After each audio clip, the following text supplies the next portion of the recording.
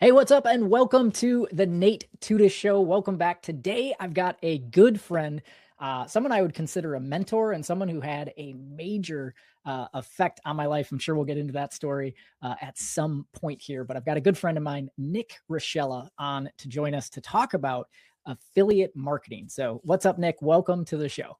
Hey, it's an honor to be here. I really appreciate it, Nate. Thank you. Thanks for Yeah, having me here. Yeah, it's an honor to have you on. Like I said, I'll get straight into it. A thing that Nick, this is completely outside, by the way, of what we're actually talking about with affiliate marketing. But Nick has this thing that he talks about called the 4 Fs. And if you want to, Nick, I'll let you go into it. But one of the main things that Nick actually talks about there, just one of the small little tidbits. One of the Fs is family. And he talks about writing a Post-it note to your wife and your kids if you've got kids at home and whatnot. And so I've been doing that where every day I write a Post-it note to my wife and to my daughter. Some days my daughter, who's 5, reads it. Technically, it's her mom or I reading it to her. Some days she doesn't, but it's always a joy to write that note to her and know that she's going to have, I think I calculated it out, by the time she's 18, she'll have like 5,000 Post-it notes from me, right? So between my wife and daughter, there will be 10,000 Post-it notes. So I think 3M and the Post-it note organization probably owes you some money on that one, Nick, but I wanted to say I appreciate that. Oh, no. It truly warms my heart to hear that you're doing that. I use you as a success story on using that. And, since we talked about the 4 Fs, I might as well talk a little bit about what they are since we've got everybody curious. And it's faith, family, fitness, freedom. Those are kind of the 4 F protocol. And truly it leads into what we're going to be talking about when it comes to affiliate marketing. Because with faith, I keep God first in everything that I do. Mm-hmm. So I connect with him on a daily basis and I study his word and scripture each day. And then family, I connect with my wife, connect with my kids, and then take care of myself on the freedom or the family side, which I work out and watch what I eat each day, make sure I'm eating healthy. And then freedom is all what we talk about, and I'm sure you talk about on a daily basis, is growing our businesses and having the freedom to be able to have the time freedom, financial freedom, whatever freedom means to you on a daily basis, and live that life of freedom. That's kind of what the 4 Fs stand for and what they do. And because I feel like I've lived that, it's opened up doors. God's continued to open up doors, and they continue to be bigger and bigger because I keep him first in everything that I do. And it's completely changed my life living that and working that protocol on a daily basis. Yeah, and that's something that when you shared that, I grew up in a Christian school, right? I was very blessed. My parents sent me to a private Christian school all growing up. So I was used to kind of growing up with the biblical influence, so to speak. But you really challenged me when it was starting the day with that, right? I from when I was a salesperson had there's a book over my shoulder here, somewhere over in this range that you can't see off camera, called Baseline Selling. And that was my Bible when it came to sales process, right? And it's probably one of the best books on sales process and really understanding the way that a sales process works. And I still to this day get up until you shared the 4 Fs with me, that was the first thing that I would recite mentally in my head. I would literally talk through all the steps along the bases because it's related to baseball. I would go through the sales process in my head. And then when I was a sales manager, it was very easy for me. A salesperson would say something. I'd be going, hey, we skipped this part in the process. And they go, how do you have that down so well? And I'd be like, because it's the first thing that goes off in my head every day. Well, now I actually started to make sure that isn't the very first thing. I actually just recite the Lord's Prayer because I'm like, I may as well just use that. That's a quick, easy one that I can just make sure is right in there. And then I recite the sales process because that's just the way my brain works. And then I go into studying the word for a little bit and then writing my Post-it notes and that whole thing. So greatly appreciative for that. But let's talk about how that relates to the freedom side of it, right? The 4th F, because that's when we talk about affiliate marketing, I really wanted to start with helping people who are listening to this, who are watching this, to really get an understanding of what is affiliate marketing and what is it not, right? Because I think something that I think a lot of people have an idea of what it is, but when I personally get into it, of people really understanding it, they don't really seem to fully grasp it. So could you just give us kind of Yeah, it's truly as simple, and it's simply just selling somebody else's product for them. It's truly what that is. It sounds super simple, but that's truly what it is say you have a product that I believe in. I tell a friend, you need to go check out Nate's program.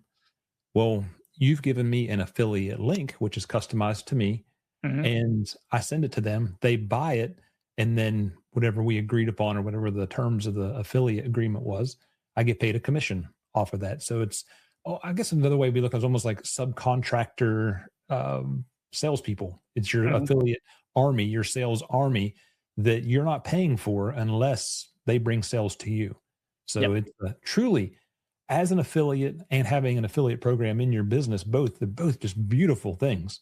It's amazing. As an affiliate, you're promoting people's products, and you know, like, and trust them. That's always the thing that I go back to is promote things that you know, like, and trust. If you're an affiliate, having an affiliate program for your business, you're getting people that know, like, and trust you to talk wonderfully about you. And as we all know, referrals and word of mouth are our best sources of new business. And then we're compensating them for those referrals. Yep.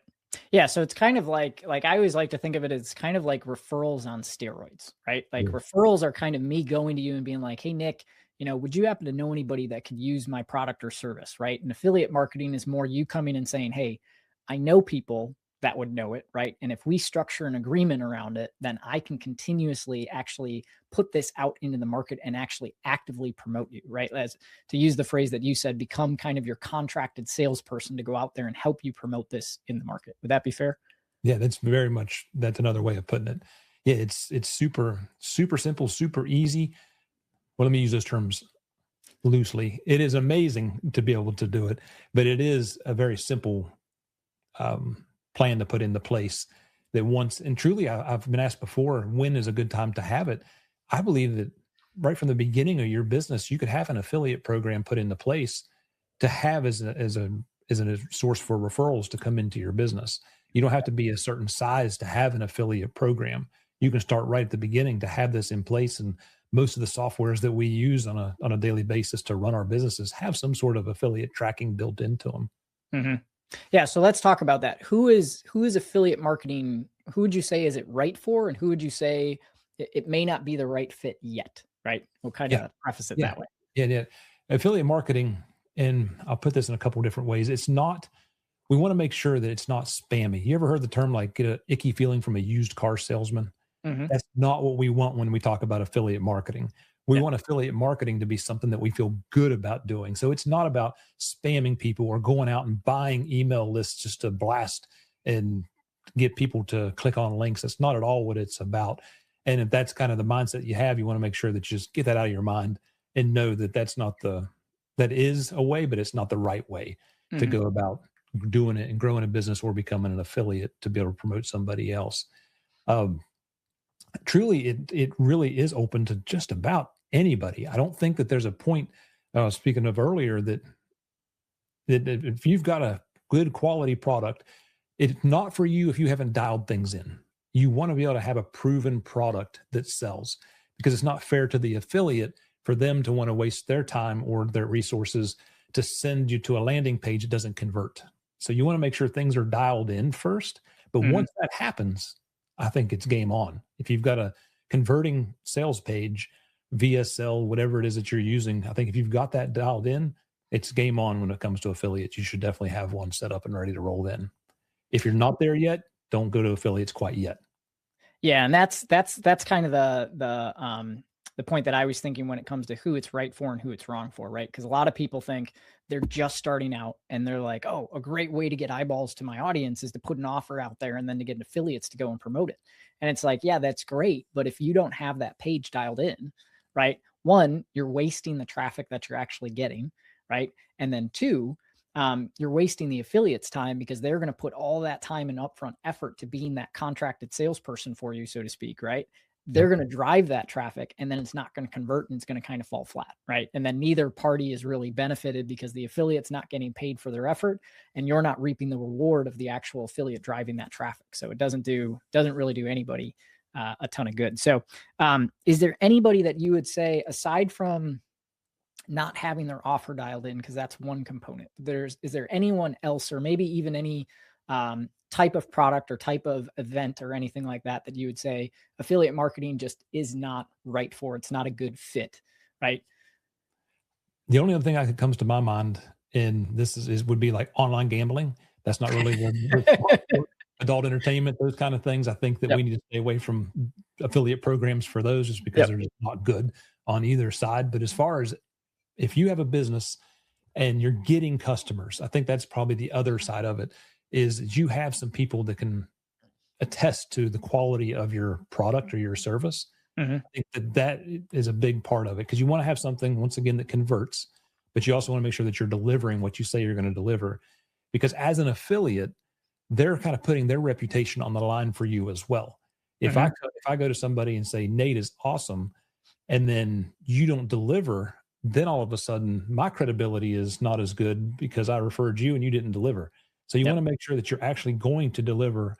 I would even encourage you to over deliver on anything that you say you're going to put out there. So make sure that those are the things that have in place. If you don't have those in place, it's not time yet.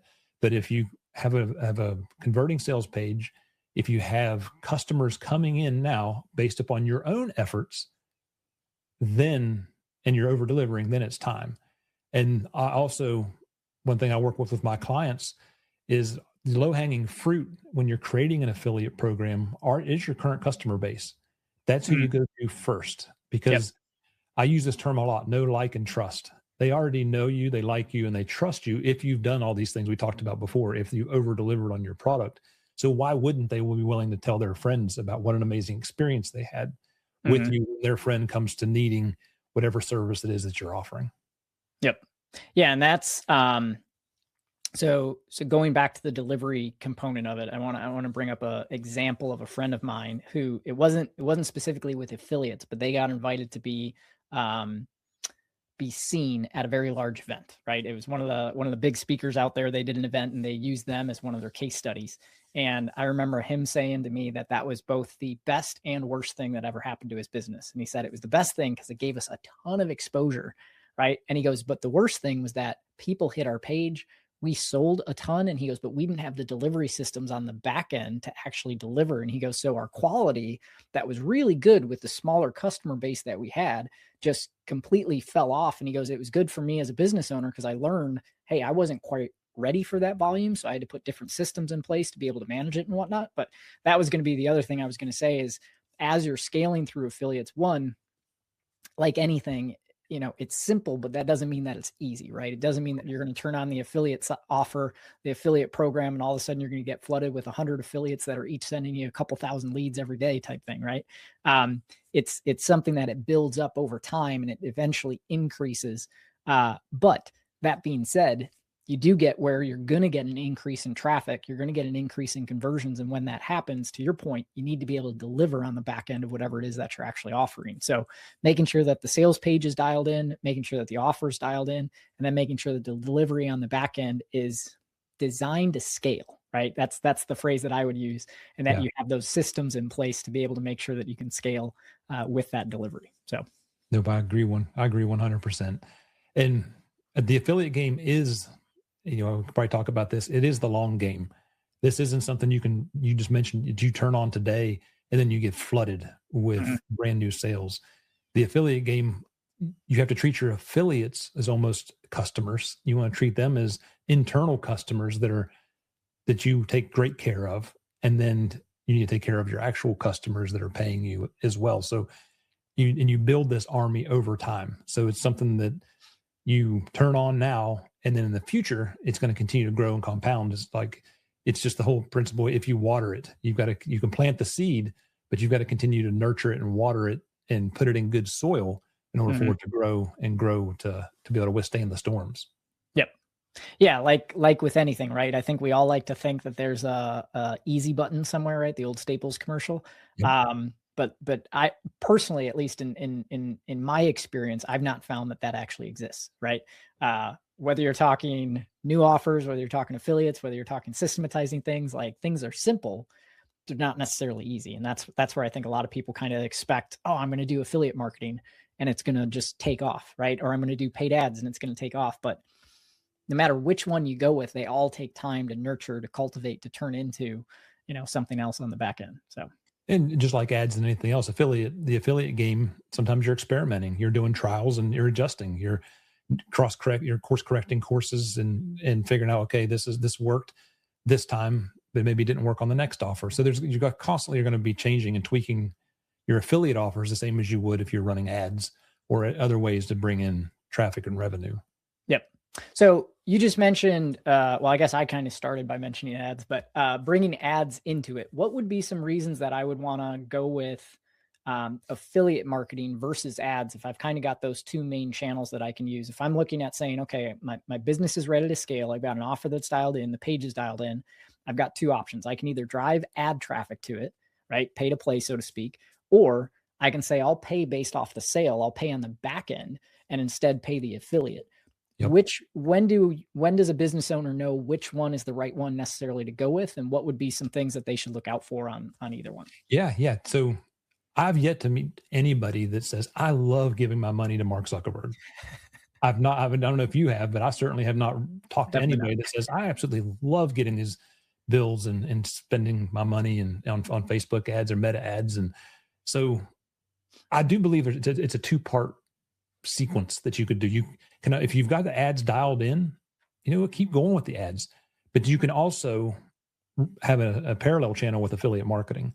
And if you find that the affiliates are bringing in better quality, you could actually back off your ad spend, increase what you're giving the affiliate, and have better quality conversions on that end. So I think that it's a kind of a two-part game, that if that faucet is continuing to bring in revenue, bring in leads on the ad side, you can keep it running. But I think you could eventually find a sweet spot where you can meet the two in the middle, or even have the affiliate channel potentially be bringing in better quality leads, and you're only spending money on the affiliate side is when they make sales. That's the beautiful thing about it. When you're sending Mark and Meta the money, you're sending money regardless whether they convert or whether it doesn't. It's on you to have a very well converting sales page. Yep. On the affiliate side, you're only paying that affiliate when they actually make a sale for you, and you're splitting some of the revenue at that point. So that's the beautiful thing about affiliate marketing, to have that in your business. As an affiliate, the beautiful thing, this is why people want to become affiliates, is there's no fulfillment on their end. All they have to do, and I know I'm making it sound super simple, but all they have to do is promote that link, and they buy. Once again, if it was your product, you're doing all the fulfillment. Yep. You're taking all care of all the customer service. I just get paid. So that's the beautiful thing about, I have friends that are just full-time affiliates. This is what they do. They get in, they find people that they like, like and trust them. They promote their offers, and they make a full-time living off promoting these offers and being an affiliate. Yeah, kind of just like being a 100% commission salesperson. You get to pick and choose kind of who you want to work with. You go promote it. They do the closing end of side of it, right? You just make sure they get the traffic. And then as soon as they get the traffic, you get to say, okay, just, pay me my commission and pay me my affiliate revenue when it's time. Right. So, yeah. And I was just thinking too, like a little bit of a case study. You and I were talking about it before, a mutual friend of ours that I did a case study on. He was 100% ads bringing people to his events, and he was spending $1,500 to sell $1,000 ticket. And I did the math and did the calculations on running an affiliate, and I could actually make him profitable. Affiliate marketing can make him profitable on the front end and still fill the room at zero cost up front. So you're just paying, he's gambling. Like, okay, I'm willing to spend $1,500 for this $1,000 ticket because I know on the back end I can sell a higher end ticket at the event. And that's a conversation for a whole different day, because it's a whole different science when it comes to knowing the lifetime value of your client, and be able to, and that's things that I work with my clients, is figuring out that. It's like similar with yours and what you do. We figure out what that lifetime value is to know how much we can truly spend. One, spend on ads, but also in my world, to be able to spend on what can we give the affiliate. Because I'm a big believer in, quick backstories. I started out as an affiliate. I'm one of the few people, the only one that I know of, that was an award-winning affiliate that became an affiliate manager on both sides. That manages affiliate programs and was an affiliate. And I still am an affiliate. I still promote products.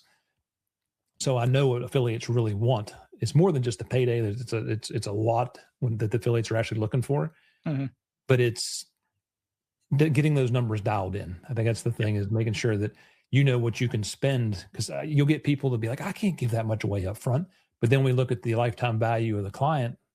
that you're going to get when they bring that lead to you, then it makes sense. So that's something that to consider when you're figuring out affiliate commissions. And you and I've talked about this before, and I just wanted to bring that to light to anybody that's listening, that that's a really important detail when you're setting up your affiliate program, is to kind of know what that is. And if you're just starting out, you're just going to have to do a good guesstimate on what you feel it's going to be, because the more that you can pay that affiliate or potentially give them some prizes, the more they're going to come and want to support you.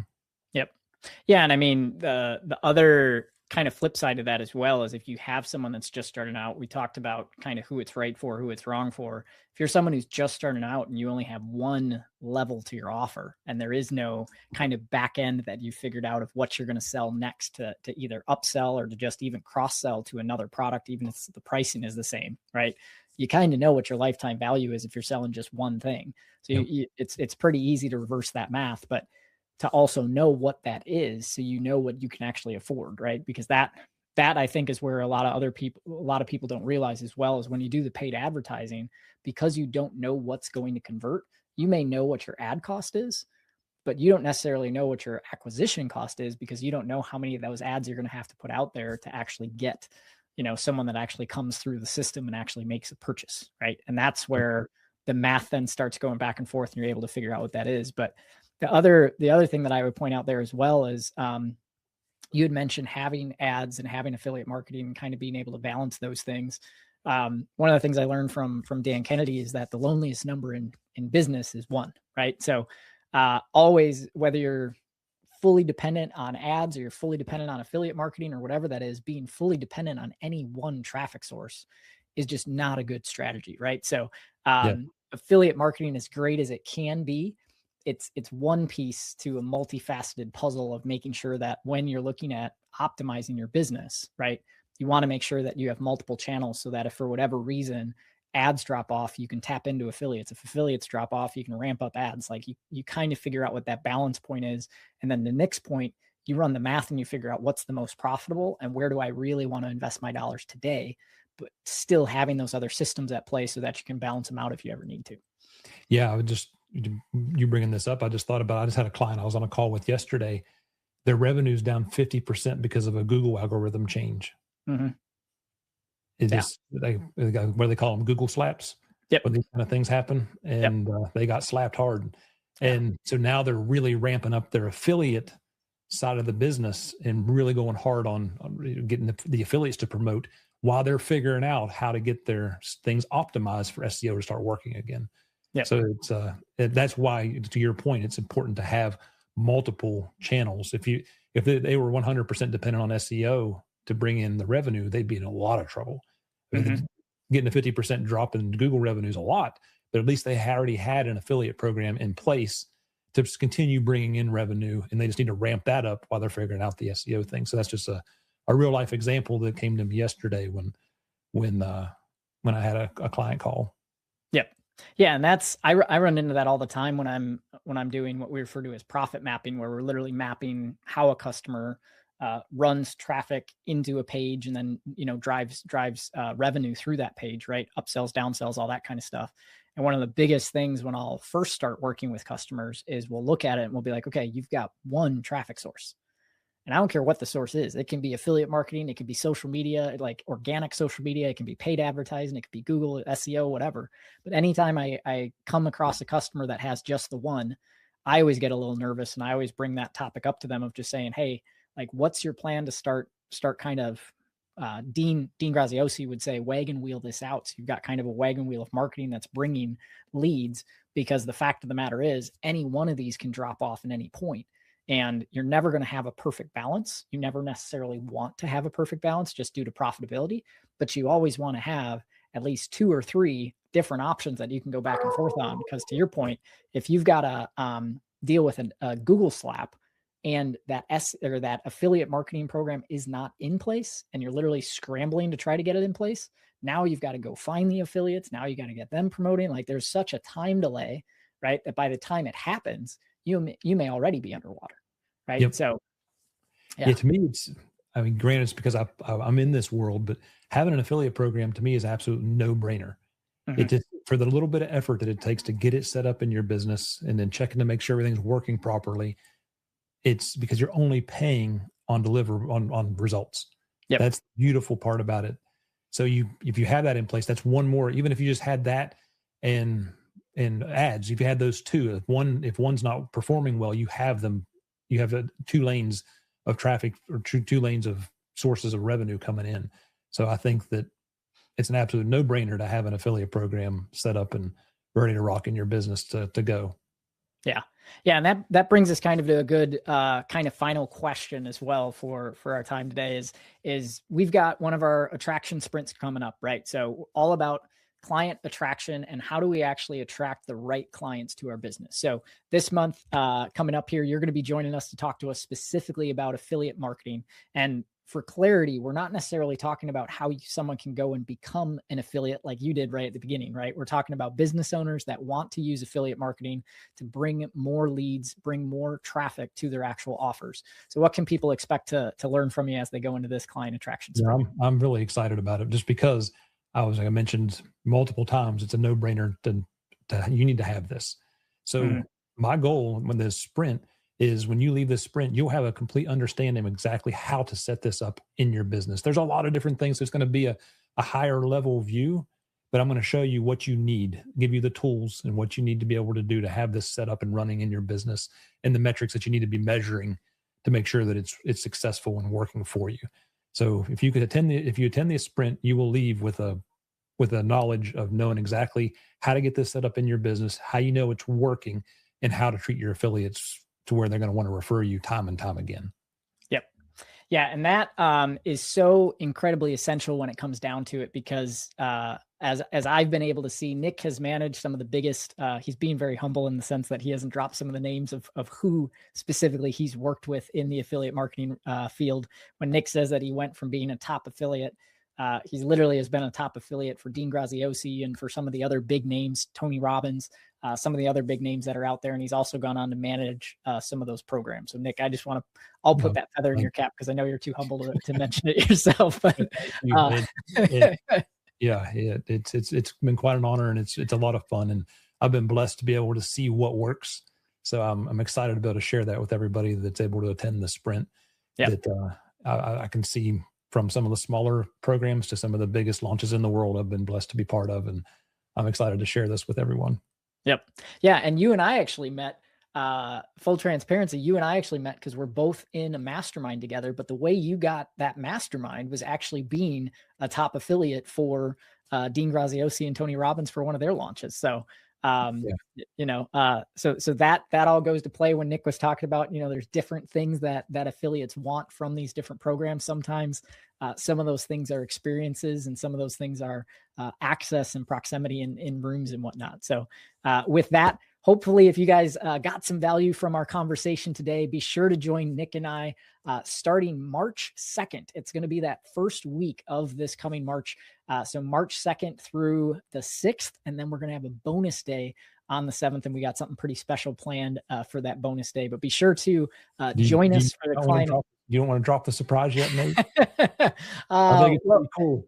I would say it would be pretty cool. I mean, we can mention it if we want to. Should we mention it? Yeah, I think so. I think you might as well mention it for anybody that's listening to, because you'll get like first dibs because it's just happened. This is like fresh off the press. Yeah, this is fresh off the press. So Nick and I are actually going to be together in Scottsdale, Arizona at that mastermind that I mentioned.